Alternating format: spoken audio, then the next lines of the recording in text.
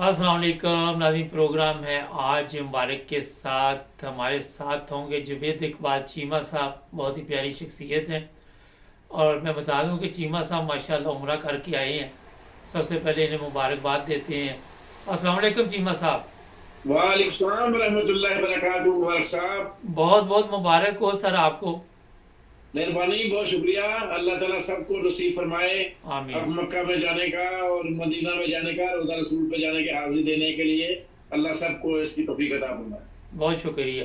अच्छा ये बताइए चीमा साहब, आज भी उम्रे पे तो आप माशाल्लाह गए हैं, तो पाकिस्तान के हालात तो दिन ब दिन कंट्रोल में नहीं आ रहे। अजीबो गरीब सूरत हाल बनी हुई है। इस बारे में ज़रा हमारे देखने वालों को बताइए कि आप कोई तब्दीली देख रहे हैं पाकिस्तान में।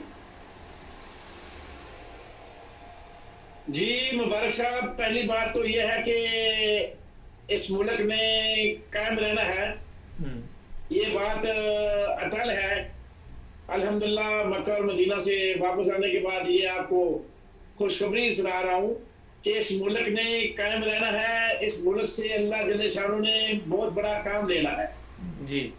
दुनिया की सारी ताकतें मिलके इस मुल्क को तबाह बर्बाद करने पे तुली हुई है, हम्म। तबाह बर्बाद कर चुकी है, मजीद इसको मलियामेट करना चाहते हैं। मगर ये दुनिया के नक्शे के ऊपर उभर के रहेगा, उभर के रहेगा। और इन फिरौनों और नमरूद और शद्दाद जितने भी दुनिया के हैं और अंदर के हैं, मीर जाफर सादिक, ये सब का एक दिन खत्म होगा इंशाअल्लाह और पाकिस्तान शुरू होगा दुनिया के नक्शे के ऊपर। ये बात अटल है, ये अल्लाह और अल्लाह के नबी का फैसला है। इंशाअल्लाह इससे बड़ा काम लिया जाएगा। अच्छा ये बताइए, आप वहाँ गए मक्का मदीना, वहाँ पे कोई लोग मिले पाकिस्तानी जिन्होंने पाकिस्तान की जो मौजूदा सियासी सूरत हाल है उस पर कोई बेचैनी का इजहार किया हो।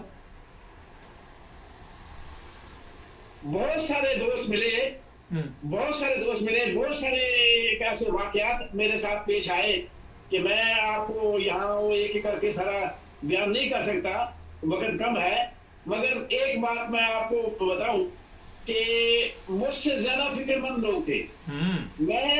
मैं उन लोगों में शामिल था जो कहते थे कि या अल्लाह इस पाकिस्तान को खत्म कर दे या फिर इन जालिमों को खत्म कर दे। हम्म। मगर अफसोस मुझे इस बात का हुआ कि जब एक असर के मगरिब के दरमियान में उदास बैठा हुआ था, रोजा रसूल पे तस्बीह कर रहा था, तो एक नौजवान, मुझे तो लगता था अफगानिस्तान पर बात पता चला कि वो पेशावर का था, वो मेरे पास आके बैठ गया और यकीन जानो मुबारक साहब, बगैर कुछ समझे सोचे, बगैर कुछ सुने, उसने मुझे कहा बाबा जी आप परेशान ना हो, सब कुछ ठीक हो जाएगा। मैंने कहा यार तुमने कैसे अंदाजा लगाया कि मैं परेशान हूँ, किस वजह से परेशान हूँ?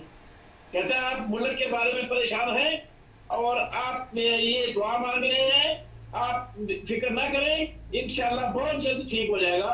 मैंने कहा यार मैं तो हैरान हो गया कि एक ऐसा शख्स जो क्लीन शेव है और मैं उसे बाबा जी नजर आ रहा हूँ, दाढ़ी वाला और बुजुर्ग, और वो मुझसे इतना आगे अल्लाह के यकीन के ऊपर चला गया कि मुझे रोना आ गया कि तू अभी भी अल्लाह के ऊपर इतना यकीन नहीं करता।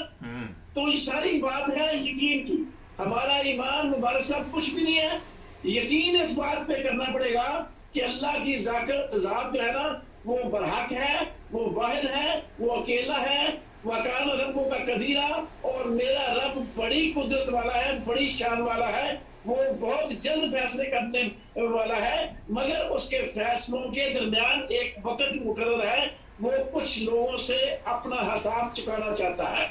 असल मामला यह है कि मेरे यकीन पे है ना वो मतलब हो, मेरा यकीन इस बात पे कायम रहे कि इंशाअल्लाह इंशाअल्लाह मेरा अल्लाह जो है ना वो मेरी रहनुमाई करेगा और मेरी मदद करेगा। दुआ मांगते रहिए, इंशाअल्लाह अल्लाह से नाउमीद मत हूँ। ये उस नौजवान ने मुझे सिखाया जो कि रोज मुझे सीखना पड़ता है और रोज ईमान डावाडोल हो जाता है। तो मैं उस नौजवान को सलाम पेश करता हूँ कि अल्लाह ने उसे फरिश्ता बना के मेरे पास भेजा और मेरे यकीन को मुस्तहकम किया। ये है बात। अच्छा चीमा साहब, ये तो बड़ी अच्छी बात है कि आज नौजवान नस्ल भी जो है वो पाकिस्तान के लिए दुआ गो है और पाकिस्तान के हालात की वजह से ज़ाहिर है परेशान भी हैं। ये बताइए कि जो हालात मौजूदा हैं उस पर थोड़ी सी अब बात कर लें, क्योंकि अल्लाह से तो सब ने उम्मीद लगाई हुई है। کہ صبح ہم جیسے ہی اٹھتے ہیں شام تک مختلف طریقوں کے ساتھ جھوٹ کی صورت میں کبھی سیاستدان سامنے آ جاتے ہیں، کبھی جرنیل سامنے آ جاتے ہیں، کبھی علماء سامنے آ جاتے ہیں. یہ جھوٹ کا سسٹم کب تک ہمارے وہاں پہ چلتا رہے گا؟ ہاں جی، مباشر سیاست کی بات کر لیتے ہیں. جی تو جو ہماری بات ہوتی ہے نا، وہ ہوتا ہے تجزیہ. جی حالات کو دیکھتے ہوئے تجزیہ ہم کرتے ہیں. باقی ایک بات اٹل ہے کہ ہوگا وہی جو میرے اللہ چاہے گا.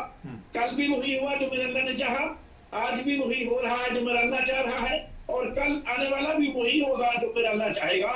تو حالات جو نظر آ رہے ہیں نا، وہ یہ ہے جو سیاسی منظرنامہ کہ ہم سب سمجھتے ہیں نا کہ ایک جھوٹ جب انسان بولتا ہے نا، تو وہ ایک جھوٹ کو چھپانے کے لیے اس کو 1000 جھوٹ بولنے پڑتے ہیں، وہ اس دلدل میں پھنس جاتا ہے.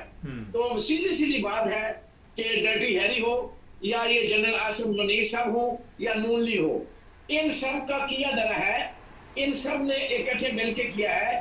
زیادہ بینیفیشری نون لیگ ہے، اور سب سے زیادہ شیطانیت کا کھیل کھیلا ہے مریم نے اس ملک کے ساتھ. اور اس کے اشارے پہ ڈرٹی ہیری نے کیا ہے، اس کے اشارے پہ مصطفی نے کیا ہے، اس کے اشارے پہ لڑکیوں پہ ظلم ہو رہا ہے، اور مریم کے اشارے کے اوپر عمران ریاض اور دوسرے افسر کو قتل کیا گیا، اور مریم کے اشارے کے اوپر تحریک انصاف کے خلاف ظلم ہو رہا ہے. یہ اس کی خواہشات ہیں اور اس کا کھیل کھیلنے والا ڈرٹی ہیری ہے.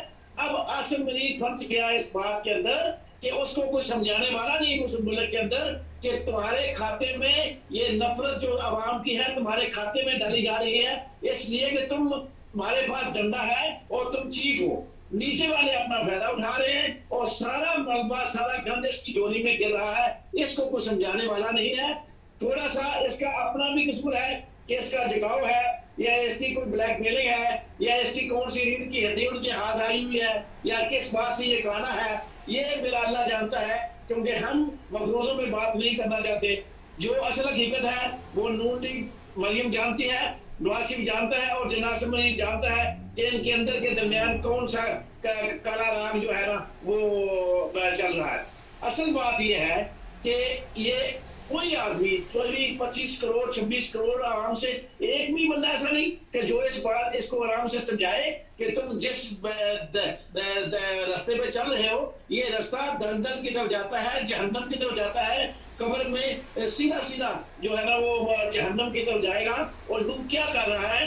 میں تو سوچ رہا ہوں کہ مولانا طارق امیر سے بات کروں کہ وہ اس کو جا کے سمجھائے کہ دنیا کوئی تو اس کو سمجھائے کہ لوگ سارے کے سارے دفتر جو عمر آئی ہے وہ ساری تیری کھاتے میں چلی گئی ہے. کرنے والے کچھ اور لوگ ہیں، کروانے والے کچھ اور لوگ ہیں، اور بیچ میں فائدہ اٹھانے والے کچھ اور لوگ ہیں، اور تو پھنس گیا بیچ میں ایسے ہی. اور اگر تو تیرا مفاد ہے تو ٹھیک ہے، پھر ٹھیک پھنسا، اور اگر تیرا مفاد نہیں ہے تو خود ہی پھنس گیا ہے تو سوچ لے ابھی وقت ہے، ابھی وقت ہے. تو یہ بات میں آپ کو تفصیل طور کہہ رہا ہوں کہ اس کے کھاتے میں سارا کچھ ڈال رہا ہے اور اس کو سمجھ نہیں آ رہی. کیوں کہ 2-4 غلطیاں یہ کر چکا ہے، اب اس غلطی کو چھپانے کے لیے مزید غلطیاں کی جا رہا. یہ ہے بات. چیمہ صاحب یہ بتائیے کہ اپنی جو مفادات ہیں ان کے لیے پورے ملک کو داؤ پہ لگا دینا، عوام کو داؤ پہ لگا دینا، ملک کی سلامتی کو داؤ پہ لگا دینا، میرا خیال کافی گنونا کھیل کھیلا گیا ہے. کیا خیال ہے؟ اصل میں بات تو وہی ہے نا جی، سمزار و زمین کی، کہ مسلمان جو ہے نا جب پٹی سے اترتا ہے نا، کہ جب اس کے اندر یہ بات وہ نہیں آتی، وہ دین سے دور ہوتا ہے اور اس کے ذہن کے اندر جو ہے نا دنیا کا مفاد سامنے آتا ہے، تو پھر وہ دلدل میں پھنس جاتا ہے. اب جنرل باجوہ نے بھی پیسے کمائے، جنرل شفاق کیانی نے بھی پیسے کمائے، جنرل مشرف نے بھی پیسے کمائے.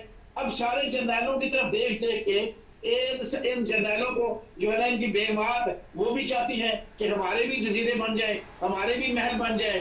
تو اس کے علاوہ ایک اور گیم بھی ہے جو بڑی عام ہر آدمی جانتا ہے کہ امریکہ، انڈیا اور اسرائیل کیا گیم کھیل رہا ہے پاکستان کے ساتھ. تو یہ منظر پہ لوگ آج آ جاتے ہیں. آپ ان کو آج دیکھ رہے ہیں، میں ان کو آج دیکھ رہا ہوں، مگر پتہ نہیں کتنے عرصے سے امریکہ اور اسرائیل اور انڈیا کے گیم کھیل رہے ہیں، کتنے عرصے سے یہ میر جعفر اور میر صادق کا کردار ادا کر رہے ہیں. اب تو لوگ شک و شبہ والی بات ہی نہیں رہ گئی کوئی. اب تو واضح نظر آ رہا ہے کہ یہ لوگ کس کے لیے کام کر رہے ہیں، کس ایجنڈے پہ کام کر رہے ہیں.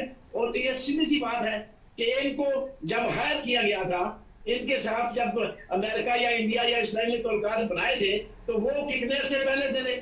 اب یہ ان کا گیم کھیل رہے ہیں، یہ ان کا مفاد جو ہے نا وہ سوچ رہے ہیں، ان کے مفاد کو آگے رکھ کے اور اپنے مفاد کو آگے رکھ کے اس قوم کو قربانی کا بکرا بڑھا رہے ہیں. تو کرنے دے رہے، جو کرتے رہیں گے کیا ہوگا. اس دنیا کے اندر بڑے بڑے نمرود آئے، بڑے بڑے شداد آئے، بڑے بڑے فرعون آئے، سب آ کے اپنی اپنی بولی بول کے چلے گئے، سب اپنے اپنے ظلم کر کے چلے گئے. آخر ایک دن جو ہے نا یہ سورج بھی ڈلے گا، ایک یہ بھی قیامت کا دن جو ہے نا منظر نامہ ختم ہوگا، یہ ظلم ختم ہوگا اور آخر ایک دن ان کو ظلم کا حساب دینا پڑے گا. چیمہ صاحب سب آئے چلے گئے، مگر اس کا جو صورتحال ہے کہ یہ ہمارے ملک کے ساتھ ہی یہ سارا کچھ کھیلنا تھا. جن ممالک کے آپ نے نام لیے، ہمارے ساتھ اور بھی تو ممالک ہیں، انڈیا ہے، بنگلہ دیش ہے. ہمارے لوگوں میں زیادہ میر جعفر، میر صادق پائے جاتے ہیں. ہاں کہتے ہیں نا کہ جس درخت کو پھل لگا ہو اینٹیں اس کو ہی بجتی ہیں. پاکستان لوگوں کو نظر آ رہا ہے کہ پاکستان ایک ایسا خطہ ہے جہاں سے یہ شمع روشن ہوگی دین و اسلام کی، اور اسی کو نقصان بچانا ہے اور اسی لیے اسی کو نقصان بچایا جا رہا ہے. وہی درخت والی مثال ہے کہ جس درخت کے اوپر پھل ہوگا اسی درخت کے ساتھ جو ہے نا وہ کھلواڑ ہوگا، اسی کو اینٹیں بجیں گی، پتھر بڑھیں گے، اسی کو جو ہے چلا جائے گا. یہ صورتحال ہے. بہت شکریہ چیمہ صاحب، آپ نے ٹائم دیا. اپنا خیال رکھیے. بہت مہربانی، تھینک یو.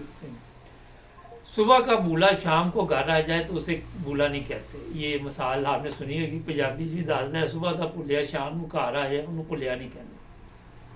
آج بھی جس طرح محترم چیمہ صاحب نے بڑے پیارے انداز کے ساتھ ہمارے چیف آف آرمی سٹاف کو متوجہ کیا، اس سے کوئی ایسی بات نہیں. غلطیاں انسانوں سے ہوتی ہیں، مگر سمجھدار انسان غلطیوں سے سیکھتے ہیں. بجائے یہ نہیں ہوتا کہ غلطیوں سے سیکھنے کی بجائے اور غلطیاں شروع کر دیں. تو میرا خیال ہے کہ غور کرنا چاہیے. شام کو حالات حاضرہ میں دیکھتے ہیں کون ہوں گے ہمارے ساتھ. جڑے رہیں اور سبسکرائب کرنا مت بھولیں.